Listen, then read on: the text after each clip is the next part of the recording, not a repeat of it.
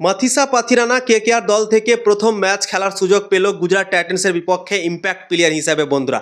কিন্তু মাথিসা পাথিরানাকে সেই একই চোট লেগে গেল আবার। তো সব থেকে বড় প্রশ্ন হচ্ছে কি মাথিসা পাথিরানা মুম্বাই ইন্ডিয়ান্সের সাথে যে 20 তারিখে ম্যাচটা হতে চলেছে সেই ম্যাচটাতে কি খেলতে পারবে, কেমন রয়েছে তার চোট, চলো তোমাদেরকে জানাচ্ছি। মাথিসা পাথিরানা বল করতে গিয়ে তার চোটের সমস্যা হলো, আমরা সবাই দেখলাম। তারপর মাথিসা পাথিরানা সেই চোটটার পর আরও একটা বল করে দেখলো কি সে বল করতে পারছে কি পারছে না। কিন্তু সেই বলটা করার পরেই মাথিসা পাথিরানা ভেবেছে কি আমি বল করতে গিয়ে আমার সমস্যা হচ্ছে, তাই জন্যই মাথিসা পাথিরানা ডক্টরকে বলল কি আমি বাইরে চলে যাব, এই ম্যাচে আর আমি বল করব না। দিয়ে মাথিসা পাথিরানা চলে গেল বাইরে। যখন মাথিসা পাথিরানা বাইরে গেল তখন হয়তো তোমরা সেই জিনিসটা লক্ষ্য করোনি, আমি লক্ষ্য করেছি, সেটাই তোমাদেরকে জানাচ্ছি। মাথিসা পাথিরানা যখন বাইরে হেঁটে যাচ্ছিল তখন মনে হচ্ছিল নাকি তার চোটের সমস্যা রয়েছে বন্ধুরা। যখন বল করার জন্য দৌড়চ্ছিল সেই সময় তার অসুবিধা হচ্ছিল, মানে চোট খুব একটা গম্ভীর নেই, শুধুমাত্র এই ম্যাচটার জন্যই হয়তো মাথিসা পাথিরানার চোটটা হয়েছে।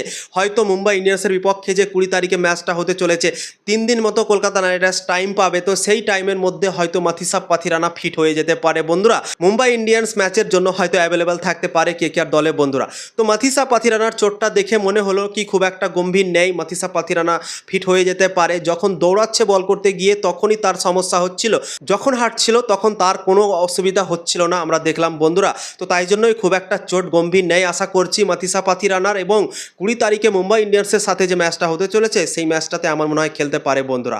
এবং বরুণ চক্রবর্তীও ভাই আজকের ম্যাচে অনেক কষ্ট করে বল করলো। এর আগের ম্যাচটা বরুণ চক্রবর্তী খেলেনি, তোমরা তো দেখেছিলে। আরসিবির সাথে ম্যাচ ছিল, বরুণ চক্রবর্তী খেললো না এবং আরসিবির কাছে ম্যাচও হেরে গেল কলকাতা নাইট রাইডার্স। কম্বিনেশনটা ভেঙে গিয়েছিল সুনীল নারায়ণ ও বরুণ চক্রবর্তীর মধ্যে। এবং আজকে বরুণ চক্রবর্তী খেললো, কেকেআর ম্যাচও জিতে গেল। ম্যাচ তো খেললো বরুণ চক্রবর্তী, কিন্তু অনেক সমস্যা নিয়ে বল করলো, সে ন্যাংড়ে ন্যাংড়ে বল করছিল ভাই, আমরা দেখে বুঝতে পারলাম। তো বরুণ চক্রবর্তী কেকেআরকে জেতানোর জন্য কত কষ্ট করছে তোমরা নিজেই বুঝতে পারছো। বরুণ চক্রবর্তীর সমস্যা রয়েছে, সে ঠিকঠাকভাবে হাঁটতে পারছে না, নেংড়ে নেংড়ে হাঁটছে, তার সত্ত্বেও কেকেআরকে জেতানোর জন্য সে ম্যাচ খেলছে ভাই। অনেক বড় হাততালি, এইভাবে ফাইটিং স্পিড দেখাচ্ছে বরুণ চক্রবর্তী কেকেআর দলের জন্য, সত্যি অনেক ভালো লাগছে বন্ধুরা। তো বরুণ চক্রবর্তী চোট থাকাকালীনও ভাই আজকের ম্যাচটা খেললো, অনেক কষ্ট করলো, দেখলাম মাঠের মধ্যে কষ্ট করে করে বল করলো। এবং বরুণ চক্রবর্তী আশা করছি 3 দিন টাইম পাবে এবং সেখানে হয়তো বরুণ চক্রবর্তীর রিকভারি হতে পারে এবং তার যে পায়ের সমস্যা রয়েছে সেই পাওটা হয়তো ঠিক হতে পারে বন্ধুরা। তো কলকাতা নাইট রাইডার্স আজকে চাল্লাকির মতো কাজ করেছিল, সেই চাল্লাকিটা হচ্ছে মাথিসা পাথিরানা ও রহমান পাওয়ালকে ইম্প্যাক্ট প্লেয়ার হিসেবে রেখে দিয়েছিল বন্ধুরা। ধরো কলকাতা নাইট রাইডার্স ব্যাটিং করছিল এবং ব্যাটিং করার সময় যদি ধরো কেকেআরের তাড়াতাড়ি উইকেট পড়ে যেত তাহলে কিন্তু রহমান পাওয়ালকে ইম্প্যাক্ট প্লেয়ার হিসেবে নামিয়ে দিত কলকাতা নাইট রাইডার্স। কিন্তু কলকাতা নাইট রাইডার্স ভালো খেলে নিল এবং ভালো খেলার জন্যই রহমান পাওয়ালের ব্যাটিং প্রয়োজন পড়লো না এবং তাই জন্যই মাথিসা পাথিরানাকে নামার সুযোগ পেল। তো কলকাতা নাইট রাইডার্সকে আমার মনে হয় এই কাজটাই করা উচিত পরবর্তী ম্যাচগুলোতে। যদি ব্যাটিং ফ্লপ হয় তাহলে রহমান পাওয়ালকে নামানো উচিত, যদি ধরো ব্যাটিং ভালো যায় তাহলে কিন্তু মাথিসা পাথিরানাকে নামানো উচিত বন্ধুরা।